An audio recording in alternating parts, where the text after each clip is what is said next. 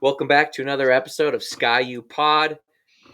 Fellas, we're back from Arizona. The Gophers lost to Illinois in heartbreaking fashion. We're looking forward to Purdue. We didn't get to give our thoughts on the Illinois game, so I just want to be really quick with it because we're already on to the week where it's time to look at Purdue. But basically, what happened, everyone, how I feel anyway. There's a lot of stretches in that game where the Gophers played really well. I know that's not what you want to hear after a tough loss, but I thought Athan played really well. I thought Tyler Newman played really well. But our best players and some key moments made some critical errors that just were too much to overcome.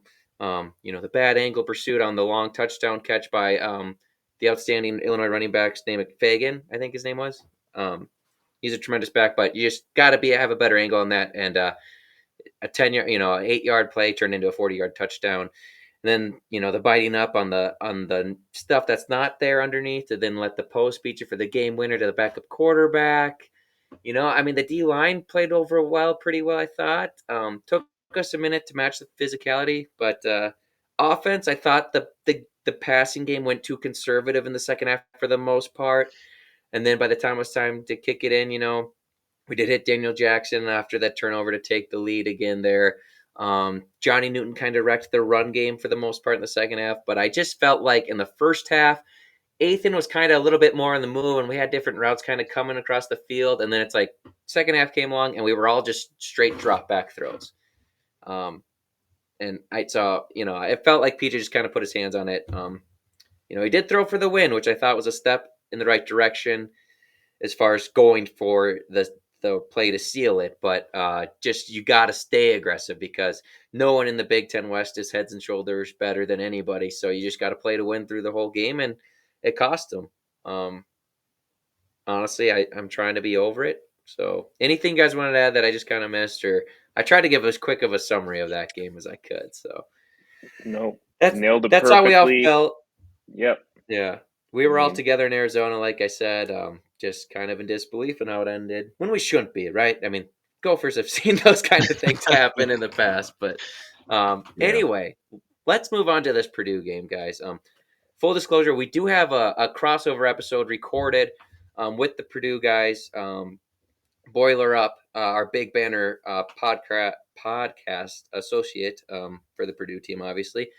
We will be uploading that later in the week. We just wanted to get something out earlier, just kind of more of the Minnesota focused preview, and then you'll get to hear their thoughts on the Gophers and their own team as well. And fellas, this is a game they think they can win, as everyone will soon hear. Purdue's currently a 1 point favorite. I believe Minnesota opened up as a 3.5 or 3 point favorite. So the line has shifted. The money's coming in on Purdue. Let's just start with the Gophers. Let's go like side by side of the ball here. Let's start with how the Gophers offense can rebound. What are we looking at against this Purdue team? Let's start with Max. Yeah, I think from what we heard from the Purdue guys, they're not very confident in their pass defense. So that sounds like their secondary is a pretty big weakness. And looking at the numbers too, they're giving up quite a bit of yards through the air. So if Athan can kind of continue on the upward trend that he's been on and playing better, and hopefully he doesn't get the keys taken away from him in the second half like we've seen. I think that seems like an easy way that we can take advantage and get some points and get some points early if we can hit some big plays. So yeah, for me, it's really how well can we do through the air because we know what our run game is. We know how well, depending on what the health of our running backs are, but even when it's Jordan Newman, I mean he's been great too. So that's how I feel about the offense. Yeah. And they were pretty confident, which I was surprised about their run defense. And let's assume that, they're onto something. They were frank in saying that they're not really good with the kind of the mid-range kind of passes. So I think that if we can run slant plays, maybe a couple posts, kind of mix it up a little on offense, that'll be a good key to winning the game. I still do think that, offensively we'll be able to run the ball. There really hasn't been a team this year that has been super successful in completely shutting it down. Even against a team like Michigan, it seemed like in that first half we were still able to run the ball a little bit. So I think that you kind of just honestly go back to your roots a little bit. I can't believe I'm Yeah. saying it, get the win under your belt and get on to the next one. Yeah, I kind of agree with you there. They were very and they should be. They're very happy with their D ends at least as far as their ability to generate pressure on the quarterback. Um, I think if you're a neutral fan or a fan from each team, you're Minnesota. You're confident in your own line because they didn't play their best game against Illinois, especially in that second half when Johnny Newton, terrific player, Jerzon Newton. I think they call him Johnny Newton, or am I just making that Yeah, up? they Okay, call him yeah, Johnny. Yeah. yeah, terrific player. He did not disappoint as far as watching a future NFL player. But I don't think the Gophers line is feeling great about how they played, and I think they're going to look at this as like not a get right game as far as it's going to be easy, but going out and prove something like, hey, we're a pretty dang good unit ourselves. And I think if you're Purdue's fans, you're looking at the O line like, hey, look what Illinois was able to do to mess them up front and miss some blocks at some key points. So I get the confidence from both sides. I really do. I'm gonna lean. Maybe it's the phantom in me. I'm gonna lean to trust the Gophers O line more overall in that situation because, like you said, I think we've been able to move the ball. Iowa's still a great defense, and not that we ran it all over them at all, but we were able to generate enough to actually run an offense. Not a great offense; it was tough weather that day, but um, yeah, I think we're gonna be able to do enough where it's not all gonna be on Ethan, and I think that Daniel Jackson has a potential to feast this game. He's gotten better and better. Curious to see the health of guys, coming up. But yeah, that's how I see it on the offense. And let's flip it now. Gophers defense going up against this Purdue offense. Shruti, we'll start with you this time. What are you looking at there? Yeah, I think that you mentioned, offensive line maybe wants to kind of prove that they can hang with the big guys. I think this defense should have something to prove too. We kind of seen them kind of blow the game a little bit at the end of the game there against Illinois. But I think that they'll be able to bounce back this game. We do know that Card's a good quarterback, but it sounds like they're kind of lacking kind of big weapons that they've had kind of in years past. So I think that that'll help the Gophers. I think the key will be to really kind of bring pressure. Our D line. It sounds like the Purdue offensive line has been really injured, moving guys around at each position on the offensive line. So I think that if we can put pressure on them and especially get Card kind of running away from them, I think that's going to be huge in kind of preventing them from scoring points and winning the game. Yeah. Yeah, no, I agree. I think getting pressure just because like the Purdue guys said that they're weak, they're pretty banged up at offensive line. I think they said one of their O linemen's played every position at some point this year, which is probably not what you want to do. No. So yeah, I mean that seems like an area we can take advantage in, but and I know that's not something that from a scheme perspective, we don't bring a lot of unique blitzes or a lot of 5-6 man pressures. But if our Russians, Jaw Joyner can do what he's been doing all year and get pressure like he has been, that's kind of what we need to do against a player like Hudson Card, who really is, he is a good college quarterback. So if we give him time to pick us apart, I don't think it matters who their receivers are. I mean, I think we've shown that we give up some chunk plays no matter what, no matter who's catching the ball. So I think I agree completely. Getting pressure and getting him uncomfortable and moving his feet and hopefully getting a couple sacks be huge. Yeah, I really do like our D line in this matchup. My fear is that I think Card is maybe not running the ball down the field, but has shown the ability to be mobile a lot in the pocket. Part of the reason he's kind of been running for his life, he's gotten hit a lot. But um, my worry would be is I felt like we kind of got after the Northwestern quarterback a lot as well, but then we didn't have the contain, right? And then that's when breakdowns happened on the back end. He was able to get outside. Your coverage has to be there a lot longer in that situation. So to me, that's just how I see this game going. It's okay. I think we're going to get pressure after him, get after him. Um, are we going to be able to stop the run where it has to fall on Card to make plays down the field? And if so, are we going to be able to hold up coverage on the back end? They do still have some athletes. It's Purdue. They seem to find speedy receivers all over, but can you keep them in the pocket and just finish off those sacks is going to be the key there. So it sounds like we're all on the same page. Um, running the ball. They like their running backs. That's another thing you guys will hear. They talk about their running backs. So I felt like Fagan from Illinois uh, kind of took it to us the first couple carries. It took us a minute to get adjusted to maybe the physicality. Um, I know Illinois' offensive line isn't great, but I do think they're better than Purdue. So I'm not as concerned about getting pounded, I guess, by these running backs for Purdue. But you know, you never know. I said it on their show. You never know what's going to happen in the Big Ten West. It's like different teams are playing each game for everybody. So yeah. Well, we'll touch on it. Special teams, guys. I asked them. It didn't make it into the show because we went over the time lapse there. But I asked them about their special teams. They do have a punt return on the year. So that's something to watch for. They do have electric returners, the capability to do that. But it didn't sound like anything that they were like overly confident would win them the game, even after talking about our concerns. So I'm just hoping our special teams can stay out of the way. I don't Yeah, think you'll see Sean Tyler back there anymore, returning the ball. I, yeah. I would. I would assume PJ Fleck is fair catching, telling them to fair catch everything at this point, punt and kick return. So, um, as long as those can stay a no factor, or yeah, I'll turn it over to you guys if you want to add anything before making your prediction and keys to the game. I just think that if they're capable at returning a football for a touchdown, they're probably way Could happen. better than the Gophers are. So, I would say if that happens, I think Purdue wins the game just oh, because I for don't sure. think it's yeah. Yeah, I agree.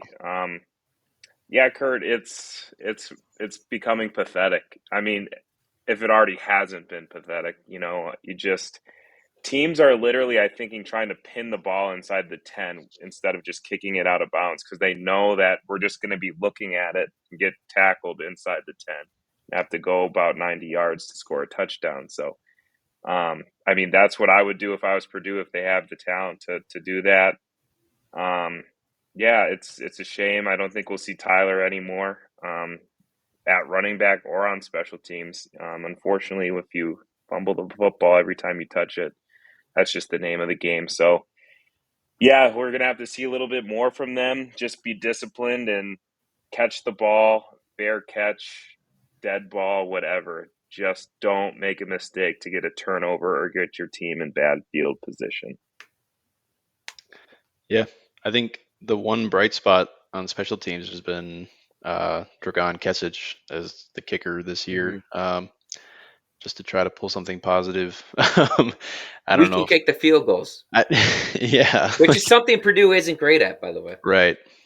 So yeah, at least in the one spot where you can score points, we've been doing that well. But I'm sure Yeah. overall we're probably about even in like net points added Right, based on right. whatever metric that's out there. Maybe we'll save actual score predictions so it entices you guys to actually listen to the crossover, which we will be posting, by the way. They have a little bit different service that could host all of us at the same time. So, but that'll be coming later. As far as your keys to the game, though, Max, you can go ahead and get into that. Yeah, I think like we mentioned in the what you'll hear in the crossover pod, just as far as team morale, I think it's going to be important for everyone to bounce back from that. That's a tough loss. We've seen this team do it in the past. They've lost ugly games or they've lost heartbreaking games, and then next week they look like they've probably forgotten about it. If whether that's PJ's mantra of winning the one, going 1-0 in the Purdue season, just focusing on 1 week at a time. But yeah, I think if the guys can just figure it out and look at it as, if we can win as many games here at the end of the season, we still have a shot at the West. You're playing on NBC at 2:30. It sounds like it's gonna be a beautiful day. So hopefully they can flush it, move on, kind of start fresh because like we said, we didn't really play a bad game. We just kind of let it slip away at the end. Yeah, So yeah, I mean, offensively, one thing too that they did touch on that I thought was interesting is how they kind of try to cause confusion on their Purdue defense by lining up a bunch of guys at the line of scrimmage, kind of disguising who's rushing and who's dropping into coverage. So, um, you think about a defense that's maybe not as talented, if they can cause any sort of confusion, that could be that could wreck us. yeah. So hopefully we've got that figured out in the offensive line. But yeah, I think the key to the game really is just bounce back. I don't even have an X's and O's. It's just You're right. have fun. Yeah, if Darius Taylor's back, I do feel pretty good about this one. I know I shouldn't because Gophers will let you down, but you know, I really don't think we'll be so down in the dumps that we don't show up. I knock on wood, but this is the scenario laid out. This is the most likely scenario that has to play out for the Gophers to win the West. All right, so Gophers, and this is most likely. So you got to beat Purdue on the road here. Probably going to lose to Ohio State. I think we're all okay saying that. And then you got to beat Wisconsin at home to close the year. You need Iowa to lose this weekend to Rutgers, which is projected to be a very close game. I mean, Rutgers out of those two has the better offense. It's just can they avoid the turnovers because they've had critical turnovers in all of their losses. So need Iowa to lose to Rutgers, beat Illinois, and then lose to Nebraska. So I don't know if that has to be that way for the tiebreaker to favor us. But if they were to lose to Illinois instead of Nebraska, I think anyone could beat anybody. Is what I'm getting at. So Iowa needs to drop 2 of the next 3. It's going to be tough, but it could happen. Wisconsin needs to only lose to us because they dropped the one to Indiana, so they could beat Northwestern and Nebraska, then lose to us. Then Nebraska, we need to lose 1 of the next 3, and they got Maryland, Wisconsin, and Iowa. So it's still very plausible. It's just like a lot of the time in the PJ Fleck era, we've just been so close, but made it so difficult on ourselves. Even if you win just one of the Illinois Northwestern game, you're looking in great shape, and both of them were right there for the taking. So it's frustrating, guys. We know we're there with you. We're not trying to sugarcoat it or anything. We're just honestly trying to move past it at this point because no one's coming to save us. Let's just be real. Like nothing's gonna come that's drastically gonna just change the trajectory of what's happening right now. So, and just grasping at straws here, I do think PJ slightly, and it's in very specific situations, but he has gotten slightly more aggressive. And just in referencing the Iowa game, trying to throw to seal it there, and trying to throw to seal it against Illinois. So talk about changing your best. It's kind of sad that we're going this small with it, but maybe there are some baby steps we're seeing out of this coaching staff that will carry forward. Maybe that Northwestern game was an awakening where we really just tried to sit on it there, and but maybe that is me drinking the Kool-Aid there of being too overly optimistic. But anyway, we will now move on to the Sky U Pod parlay of the week. Oh, Huskers. Come on, man. That was brutal. That was brutal. Okay. Should I have ever chosen Nebraska as my lock? Probably not. But come on. Like, your quarterback play, I don't want to hear it anymore. If that, what's this guy's, Hosberg, whatever his name is, he doesn't deserve to have me know his name. He played terribly and he cost us all money. So, if a lot of us fans, well, if we would have just played him against Minnesota, we win this game. I don't think so. That dude can't throw the ball down the field either. So, we'll see. We'll see. And I'm just giving. I know Cornhusker fans get riled up. So if any of them listen to this, you can feel free to comment at us, attack us. It's all good. We got the early season dub. So anyway, not going with Nebraska this week. I'm gonna go to one of my favorite teams to watch in college football. I just like it when they're doing well. I picked him to cover last week. I wasn't brave enough to pick him to win. I like Oklahoma State. I know they're coming off a big time win, an emotional win, a rivalry win here over Oklahoma this past week. But it's Central Florida. Currently are a 2.5-point favorite. I know Central Florida has, been able to play some teams tough, but this Oklahoma State team, they just have maybe a guy that's the most slept on Heisman candidate in Gordon the Third. His stats are very comparable. I just saw ESPN put it out to Derrick Henry when Derrick Henry won the Heisman. He's actually only 30 yards behind him at this point in the year and with like 30 less carries. So he's doing really well. My point is Oklahoma State runs the ball. It's harder to get upset when you fundamentally like to pound the football, in my opinion, than when you can get a pass happy with it, which is what Oklahoma State kind of was in the past. So anyway, that's a lot of words to say. I love Oklahoma State to cover the 2.5 this weekend against Central Florida. I like it. Yeah.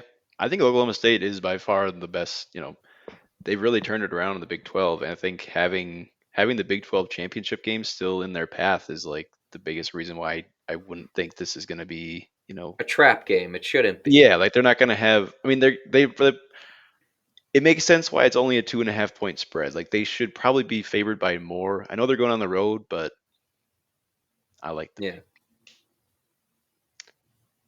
Agreed. I can go next. I was looking for one. I don't know. There weren't many that jumped out, but looking into this one, I feel like I might be missing something. But Fresno State goes to San Jose State.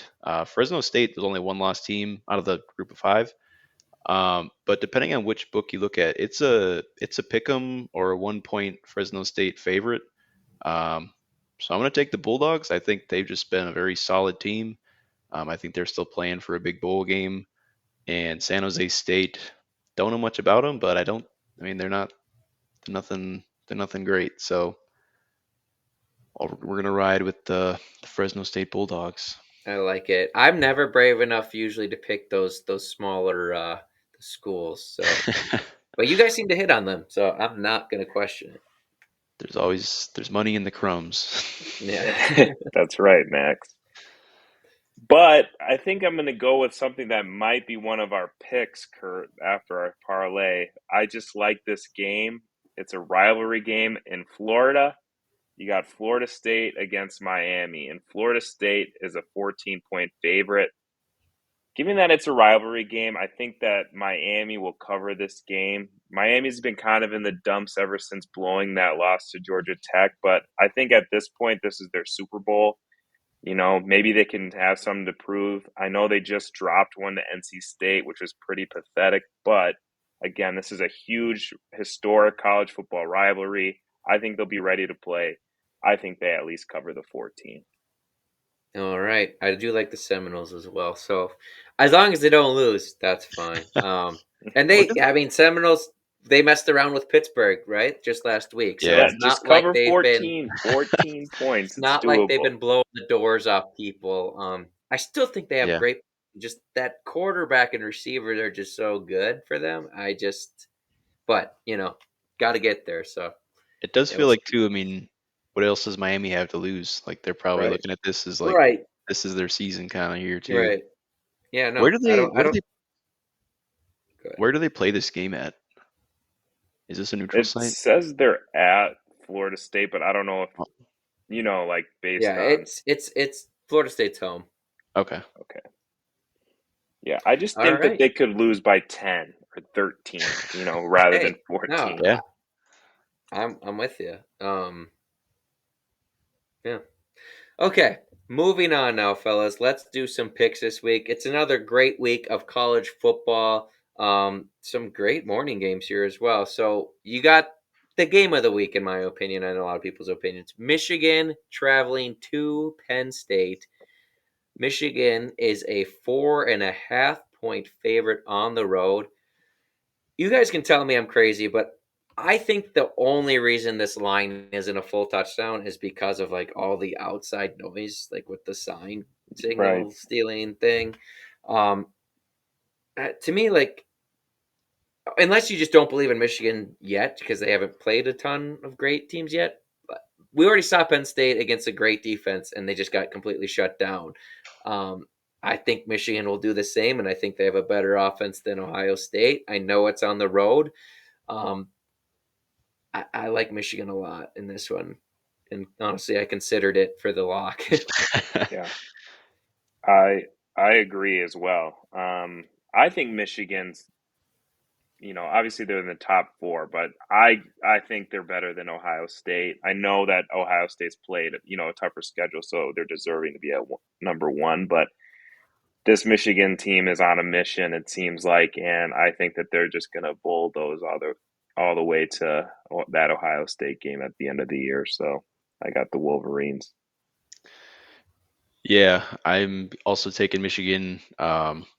The team, some of the quotes coming from the team, and obviously they're going to say like they don't care, but it really seems like they're almost embracing the fact that they're like the villains of college football right now. So I feel like if Yeah, and anything, that's the only way to really take it, right? Where you right, Right. feel yeah. like, But yeah, I mean, this is if anything, like this is Michigan's first like real game of the season finally. So like, yeah. they're almost like fresh coming into this. So I like the Wolverines too.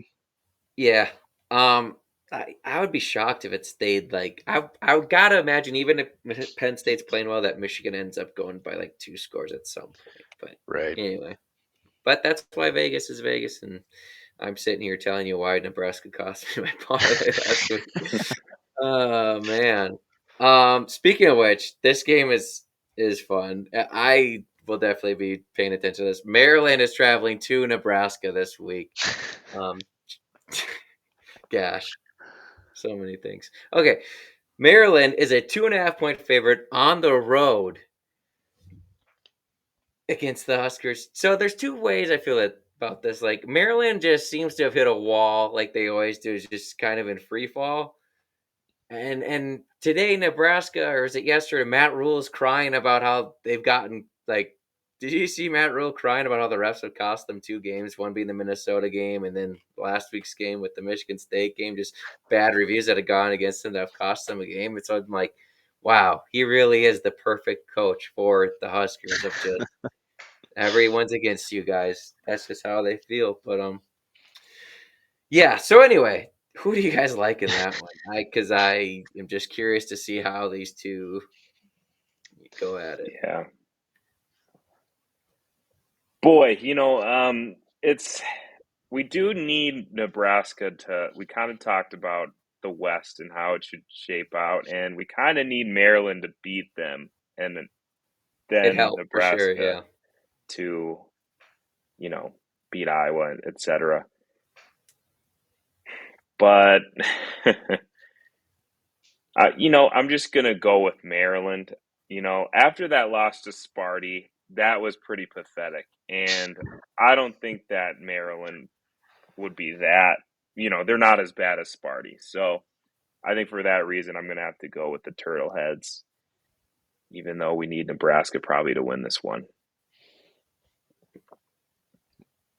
Yeah, I I will say this. I think the Sully Scoops is probably my favorite Big Banter podcast, other than ours. Oh, Other than ours, obviously.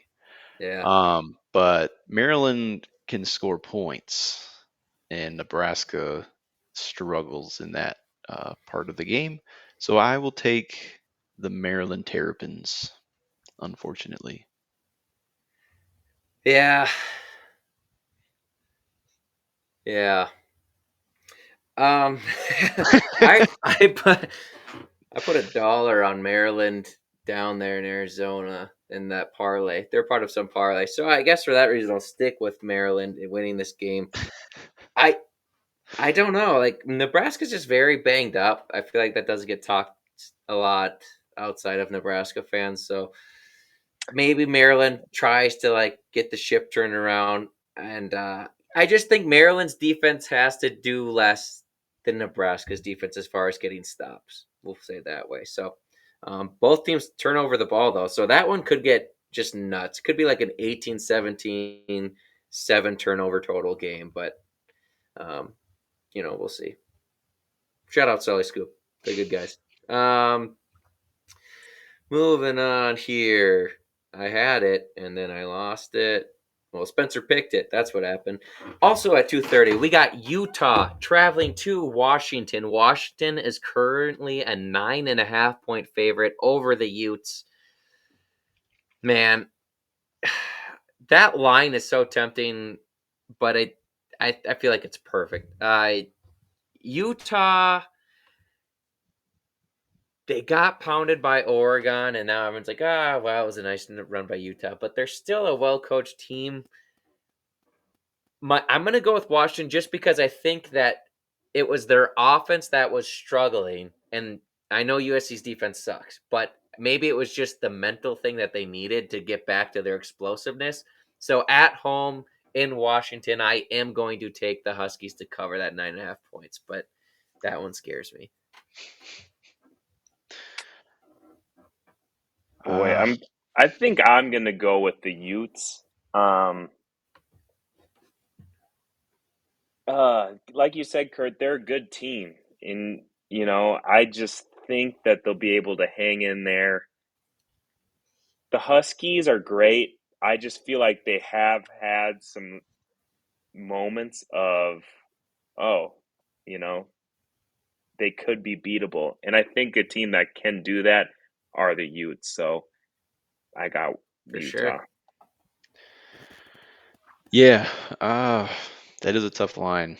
I think I'm gonna go Utah as well. You know, it was against Arizona State, but like they pounded them last week, and Washington coming in. I mean, it's a big win. Obviously, they're still playing for the playoffs, but Utah is not going to be nearly as soft as USC is on defense. So hopefully, if Utah can come and punch them in the mouth, um, I mean, Utah's Utah. They always try to keep it close, obviously. Yeah. All right. Moving on. Quickly, let's do one more SEC one here. We got Tennessee at Missouri. Tennessee is a 1-point favorite. I think that is the complete wrong line. Missouri hung with Georgia. Tennessee has not looked impressive, I don't think, in any real quality opponent they've played. So I'm gonna go with Missouri at home as the underdog. Like they're given a point. I know you're just betting on them to win at that point, but yeah, I'm gonna take Missouri.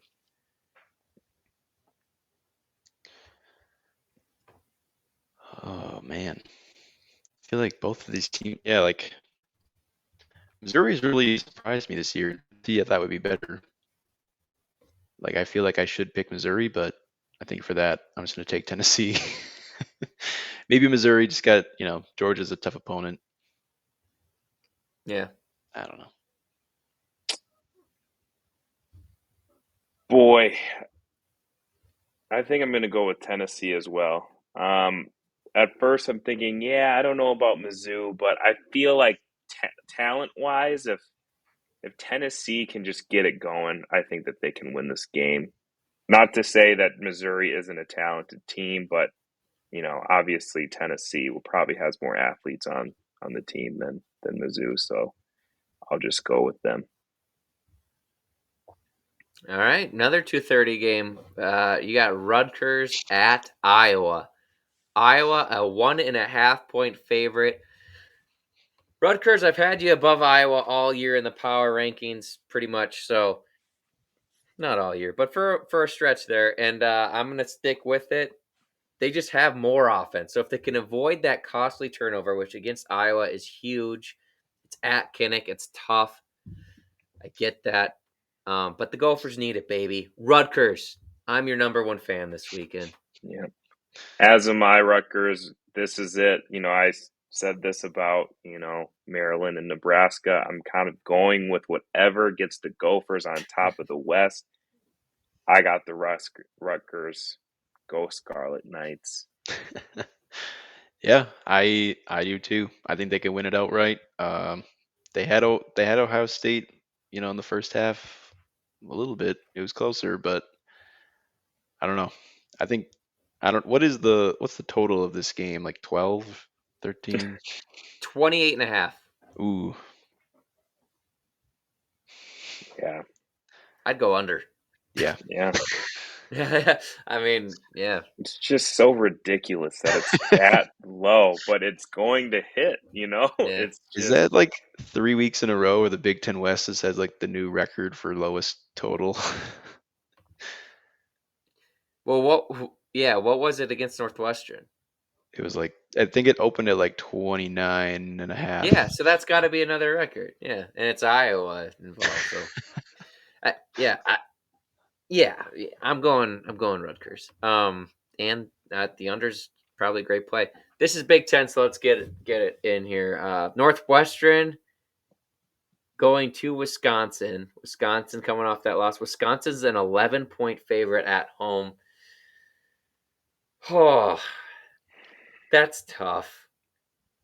I'm Okay. sticking with chaos. I got the Northwestern Wildcats. Okay. I think that they cover this. So Just keep it going. I feel like for how the team have been playing, that's a smart pick. But to me, that almost seems a little bit higher than I would have gone. Makes me think Vegas knows something, and they always do. So for that reason, I am going to take the Badgers. But I hope Northwestern beats them. Yeah, I feel like in a vacuum, I would also take Northwestern, but yeah, it feels like Wisconsin coming off a loss, Northwestern just playing Iowa. That's a tough opponent. Yeah, I'd take the Badgers too here. but I'm with you, Shooty, as far as hoping for the chaos. All right, and then let's see. Sorry, it's not loading. All right, and then yeah, you got the maybe arguably the other game of the week. Ole Miss visiting Georgia. Georgia is a 10.5 point favorite over Ole Miss.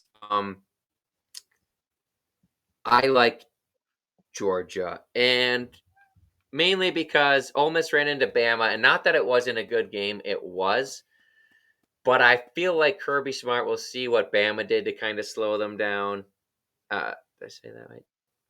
I think Kirby will see what Bama did to slow down Ole Miss, and I think he will execute that. And I think Georgia's better than Bama at this point in the year, although Bama's heating up. But yeah, I'm going to take Georgia. They're just too tough to bet against. And I know they've been letting teams cover, but this time, not so fast. They're going to be up for this one for sure. They have no excuse to not be up for Ole Miss, who's pushing to Right. make it to the conference championship. So sticking with the Bulldogs. I'm going to agree with that, Kurt. I just think Georgia's just a great team. I don't think I've gone against them at all this year. I'm just going to Yeah. stick with the Bulldogs. Yeah, I think I'm just gonna take Ole Miss. Smart to I feel fade like us. they can keep it they can keep it a little bit close. I feel like it'll be one where they're down, by like 13 and just score a late touchdown maybe, but I don't know. I feel like Ole Miss just feels a little bit different this year. I feel like they're always kind of like a hyped up team and they drop one, but they've made it this Yeah. far, so You know, the game I can't get over with them is that Tulane with the backup should have beat them and just kind of botched it. Now, not that yeah. Tulane's not a good team. They are. But, like, I can't. And Ole Miss has probably gotten better since then. I will admit that I haven't watched a lot of Ole Miss football, but um, that's just stuck in my mind. So that's how it is. All right. Thanks for tuning in, fellas. That's another episode of Sky U Pod brought to you by Big Banner Sports. Check them out on Twitter at Big Banner Sports. We are at Sky U Pod 1 on Twitter. I think the one's on there. Yeah, it is. Thanks for tuning in, guys. We will see you next time, and watch for the preview crossover episode with the Purdue guys on there. There was good stuff, and yeah, see you next time. Go Gophs.